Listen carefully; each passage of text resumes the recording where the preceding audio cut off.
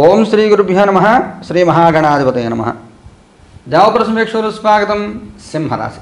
ఈ సింహరాశిలో మఖా నక్షత్రం 4 పాదాలు, పుబ్బ నక్షత్రం 4 పాదాలు, ఉత్తర నక్షత్రం మొదటి పాదం ఉంటాయి.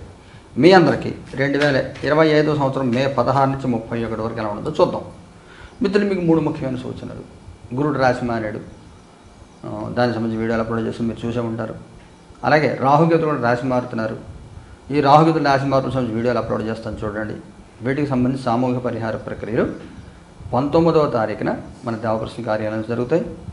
అలాగే ప్రతి నెల జరిగేటువంటి నవగ్రహ నక్షత్ర పరిహార హోమాలు కూడా మే నెల 2వ భాగం జరిగే హోమాలు 19వ తారీఖున జరుగుతాయి. లైవ్ టెలికాస్ట్ వస్తుంది, చూడండి. వీటికి సంబంధించి పూర్తి సమాచారం మరలా అందజేస్తాను నేను. ఈ 15 రోజులు మీకు ఎలా ఉండదో చూద్దాం. క్వీన్ ఆఫ్ సోర్డ్స్ ఇంకా తీసుకున్నాం. 2 ఆఫ్ వ్యాండ్స్ ఇంకా తీసుకున్నాం. Page of pentacles. అసహనం ఎక్కువగా ఉంటుంది కొంత. దాన్ని చూపిస్తే ఎవరు ఒప్పుకునే రోజులు కాదు. మనకున్న అసహనం కానీ, మనకున్న కోపాన్ని కానీ జయించే ప్రయత్నం చేయాలి, తగ్గించుకునే ప్రయత్నం చేయాలి. మనం తిడితేను కొడితేను పనులపో ఎవరు పనిచేయరు. ఇది నేర్చుకోవాలి. ఈ సమయంలో మీరు ఒత్తిడి తగ్గించుకోండి, కోపం తగ్గించుకోండి. ఆరోగ్యం జాగ్రత్త ముఖ్యంగా. అన్ని అవకాశాలు ఉన్నా కానీ, అయ్యే అవకాశం ఉన్నా, మీకు సక్సెస్ వచ్చే అవకాశం ఉన్నా స్తబ్దంగా కాలం సాగుతుంది. ఒక చిన్న మిస్టేక్స్ ఏవో ఉంటాయి, వాటిని కరెక్షన్ చేసుకోవాలి. ఏదైనా వర్క్, ఏదైనా ప్రాపర్టీ ట్రాన్స్ఫర్ చేయాలి, వెహికల్ ట్రాన్స్ఫర్ చేయాలి, సంతకం పెట్టాలి, సంతకం మిస్ అవుతుంది, పని ఆగిపోతుంది. ఇలాగ చిన్నది టెక్నికల్ ఇష్యూస్, చిన్న ఇష్యూస్, వీటి మూలంగా డిలే ఉంటుంది. ఆర్థికంగా లాభాలు కలిగే అవకాశం ఉంటుంది. అయితే మీ నోరు మూలంగా అది పోగొట్టుకుంటారు. ఏదైనా ఉద్యోగం ఎవరైనా జాబ్ అడిగారు, రెఫరెన్స్ ఇప్పించమని మరి ట్రై చేస్తున్నారు. మీరు పొద్దున మధ్యాహ్నం సాయంత్రం మెసేజ్ పెడుతుంటే ఇంక మళ్ళీ విసుకొచ్చి మా దగ్గర ఓపెనింగ్స్ ఏమి లేవని చెప్పేస్తే పోయింది ఆఫర్, అంతే. అందువల్ల తొందరపడద్దు, మరీ వెంటపడిపోవద్దు. ఈ రోజుల్లో ఎలాగుందంటే అయ్యా బాబుని బతిమాలు చేసుకోవాలి తప్ప ఎవరి కోసం చేస్తామంటే చేయరు ఎవరు. ఆ మారుతున్న కాలాన్ని బట్టి మనం మారాలి, మనుషుల్ని బట్టి మనం సర్దుకుపోతూ ఉండాలి. ఇది ముఖ్యమైన సూచన. కోపం తగ్గించుకోవాలి ముఖ్యంగా. మీరు మాట జారద్దు, సహనంగా ఉండండి. మీ పాస్ట్, ప్రజెంట్, ఫ్యూచర్. మీ past judgment, present hierophant, future the world. మీ పాస్ట్లో మీకు ఇప్పుడు కోపం తగ్గించుకోవాలి అని చెప్పి ఏదైతే చెప్పానో అది మీకు రియలైజేషన్ కొంత ఆల్రెడీ కొంత జరిగి ఉండాలి. మీకు కొంత మనం ఎలా ఉంటే కాదు, మన లైఫ్ స్టైల్ మార్చుకోవాలి, మనం ఇలా ఇబ్బంది పడకూడదు, మన వల్ల ఇబ్బంది పడకూడదు, మనం కూడా వేరే వల్ల ఇబ్బంది పడకూడదు, ఏం చేస్తే బాగుంటుందనే విషయాలు మీకు అర్థమయ్యి లైఫ్ని ట్యూన్ చేసుకునే ప్రయత్నాలు గతంలోనే మీరు చేసి ఉండాలి.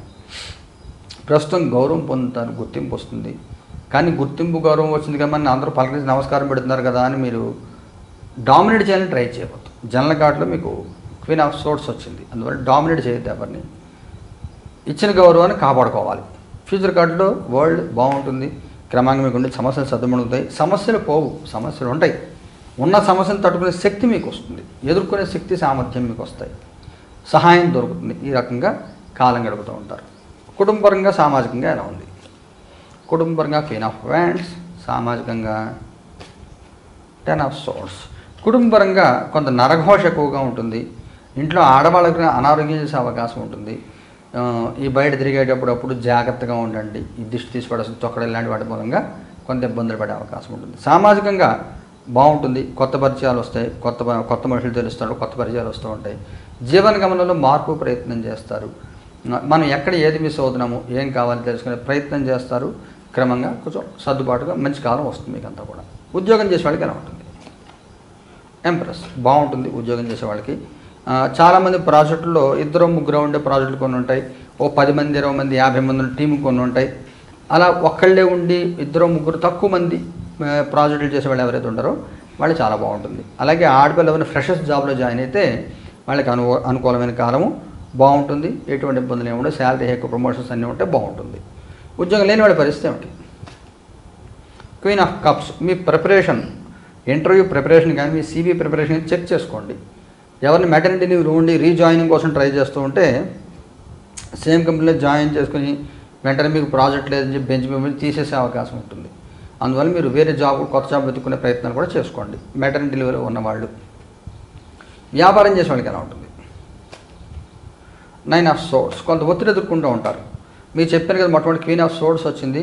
నోరా వీపుకి తేకని సామెత ఉంటుంది, నోటితో తిరిగితే వీపు మీద కొడతారు. అలా రఫ్గా మాట్లాడటం, దీని మూలంగా కొంత బిజినెస్ దెబ్బతినే అవకాశం ఉంటుంది. ముఖ్యంగా మీకు 23 నుంచి 26వ తారీఖు మధ్యలో ఇలాంటివి జరిగే అవకాశం ఉంటుంది. అనవసరంగా ఎవరితో ఘర్షణ పడద్దు, జాగ్రత్తగా చూసుకోండి, ఒత్తిడి పెంచుకోవద్దు. ఒకసారి మీ జాతకం చూపించుకొని, మీ professional life, personal life, business life ఏదైనా ఉంటాయో ఒకసారి జాతకం చూపించుకొని పరిహారాలు చేయించుకోండి. ఆర్థికంగా ఎలా ఉంటుంది? 3 ఆఫ్ సోర్స్, కొంత డబ్బు నష్టపోయే అవకాశం ఉంటుంది. మీ జనరల్గా క్వీన్ ఆఫ్ సోర్స్ వచ్చింది, అందువల్ల కొంచెం జాగ్రత్తగా ఉండండి.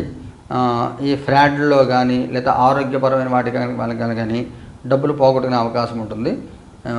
అనారోగ్యాల మూలంగా డబ్బులు పోగొట్టుకునే అవకాశం ఉంటుంది. కొంచెం జాగ్రత్తగా చూసుకోండి.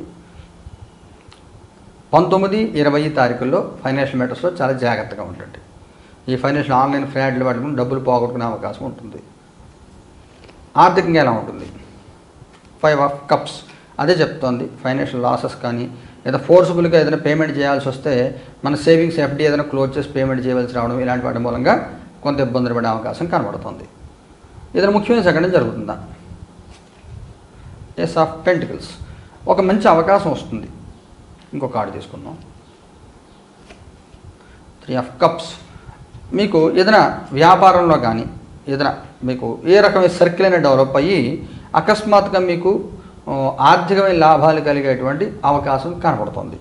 ఊహించిన మార్గాలు డబ్బు వచ్చే అవకాశము, వచ్చిన అవకాశాన్ని ఒడిసిపెట్టుకోవాలి. అది స్థిరాస్తుల విక్రయం మూలంగా కావచ్చు, ఆస్తులు పంపకాల మూలంగా కావచ్చు, ఏదైనా కానీ ఏదైతే బహుమతులకు రావడం కానీ వీటి మూలంగా మీకు ఏదైనా ఆర్థికంగా మంచి భూమి వచ్చే అవకాశం కనబడుతుంది. ఒక సంఘటన జరుగుతుంది, అది ముఖ్యంగా ఉద్యోగస్తులకు కనబడుతుంది. ప్రయత్నం చేయండి ఏదైనా వస్తే. అలాంటిది చేంజ్ ఆఫ్ జాబ్ కానీ ఏదైనా వచ్చిందంటే మీరు ప్రయత్నం, లేదా ఆన్లైన్స్ ఆఫర్ రావడం కానీ ఇలాగే జరిగే అవకాశం కూడా ఉంటుంది. మగవారి ప్రత్యేకమైన సూచన ఏమైనా ఉందా? చారియట్. ఆడవారి ప్రత్యేకమైన సూచన ఏమైనా ఉందా? 4 ఆఫ్ సోర్స్, వైవాహిక జీవితం ఉంటుంది. 8 ఆఫ్ పెంటికల్స్, సంతానపరంగా ఎలా ఉంటుంది? 6 ఆఫ్ వ్యాండ్స్, విద్యార్థి పిల్లలకి ఎలా ఉంటుంది? 4 ఆఫ్ వ్యాండ్స్. మగవారికి స్తబ్దంగా ఉంటుంది 3వ వారం అంతా. మీకు 21వ తారీఖు తర్వాత కొంత మూమెంట్ ఏదో వస్తుంది. మీరు చేద్దాము అది అనుకున్నా కానీ, ఏం చేయాలనుకున్నా కానీ పరిస్థితులు, శరీరం, ఆరోగ్యం సహకరించవు. మీకు మిస్గైడెన్స్, ఇలా కాదు అలా చేయని 100 రకాల సలహాలు ఇచ్చి మిమ్మల్ని డైవర్ట్ చేసేవాళ్ళు వీళ్ళందరూ ఉంటారు. అందువల్ల కొంచెం జాగ్రత్తగా ఉండండి. ఆడవారికి కూడా కొంత మానసిక ఒత్తిడి పెంచుకుంటూ ఉంటారు. ఏదో జరిగిపోతుందని భయంతో మీరు ఆందోళన పడుతూ ఉంటారు. ఏమీ జరగదు, ఏం భయపడక్కర్లేదు. 20వ తారీఖు తర్వాత మీకు బాగుంటుంది. వైవాహిక జీవితంలో కూడా చెప్పుకోదగిన సమస్యలు అంటే ఏమి ఉండవు. మీ పని మీరు చేసుకెళ్తూ ఉంటారు. చెప్పుకోదగిన ఇబ్బందులు, సమస్యలు ఏమి ఉండవు. ప్రశాంతంగా కాలం సాగిపోతుంది. సంతానపరంగా కూడా సామాన్యంగా ఉంటుంది. చెప్పుకోదగిన మార్పులు అంటే ఏం జరగవు. విద్యార్థుల పిల్లలు బాగుంటుంది. క్యాంపస్ ఇంటర్వ్యూస్ రావడం కానీ, వేరే ఊర్లో మంచి జాబ్ రావడం కానీ, పెళ్లి సెటిల్ అవ్వడం కానీ ఇలాంటివి చాలా అనుకూల వాతావరణం కూడా ఏర్పడుతుంది. ఇవన్నీ 20వ తారీఖు తర్వాత మీకు అంతా బాగుంటుంది. నక్షత్రాలు వేరుగా తీసుకుంటే మఖ వాళ్ళకి ఎలా ఉంటుంది? 2 ఆఫ్ పెంటికల్స్ చెప్తాను. పొబ్బ వాళ్ళకి ఎలా ఉంటుంది? 7 ఆఫ్ పెంటికల్స్. ఉత్తర మొదటి పాదం వాళ్ళకి ఎలా ఉంటుంది? Ace of wands. మఖ నక్షత్రం వాళ్ళకి మూడ్ స్వింగ్స్ ఉంటాయి. డబ్బులు ఖర్చుల విషయంలో కానీ, ఇక మీరు అనవసరంగా మాట జారద్దు అని చెప్పాను కదా, తిట్టద్దు, ఎవరిని కోపపడద్దని. ఇది మఖ వాళ్ళు చాలా జాగ్రత్తగా ఉండాలి. మీకు కోపం వచ్చి మీరు తిట్టేసి తర్వాత నేను కోపం దగ్గర మాట్లాడదానంటే కానీ ఎదురు వాళ్ళు మాట్లాడాలి కదా. అందువల్ల కొంచెం అనవసరం మాటలు మాట్లాడద్దు. మూడ్ స్వింగ్స్ కంట్రోల్ చేసుకోండి. తొందరపడద్దు దేనికి కూడా. పుబ్బ నక్షత్రం అంటే సామాన్యంగా ఉంటుంది. ఏదో కొండంద వేలకన పెట్టినట్టుగా ఉంటుంది. పెద్ద గొప్పగా ఏమి ఉండదు, నడిచిపోతూ ఉంటుంది లోటు లేకుండా. ఉత్తరం వాళ్ళకి బాగుంటుంది. గౌరవాలు పొందుతారు, మర్యాదలు పొందుతారు, గుర్తింపు వస్తుంది, అన్ని రకాలుగా బాగుంటుంది. పరిహారం ఏం చేసుకోవాలి? మఖా నక్షత్రం వారు జస్టిస్ ప్రత్యేక హోమం చేసుకోండి, లేదా అధర్ణ భద్రకాళి హోమం చేయించుకోండి. పుబ్బ వాళ్ళు ఏం చేయాలి? టెంపరెన్స్, గరుడ వ్యూహ మంత్రాన్ని జపం చేసుకోండి, లేదా గరుత్మంతుడిని ఆరాధన చేయండి. గరుడ దండకం చదువుకోండి, గరుడ కవచం చదువుకోండి, బాగుంటుంది. సూర్య ఆరాధన కూడా చేయవచ్చు. ఉత్తర మొదటి పాదం వాళ్ళు ఏం చేయాలి? స్టార్, మీ జన్మ నక్షత్రం హోమం చేయించుకోండి. 1 కిలో బియ్యం దానం ఇవ్వండి బ్రాహ్మడికి. ఎవరికైనా మీరు పుట్టినరోజు వారం నాడు కానీ, తిథి కానీ, నక్షత్రం కానీ చూసుకుని దానం ఇవ్వండి, సరిపోతుంది. ఈ జన్మ నక్షత్రం హోమం చేసుకోండి, బాగుంటుంది. మొత్తం సామాన్యంగా ఉంది. కొంచెం జాగ్రత్తగా ఉండాలి. మాట్లాడద్దు, అనవసరం మాటలు మాట్లాడద్దు. ఇదే ముఖ్యమైన సూచన. ఈ పరిహారాలు మన 19 జరుగుతాయి. లైవ్ టెలికాస్ట్ వస్తుంది, చూడండి. శుభం భూయాత్.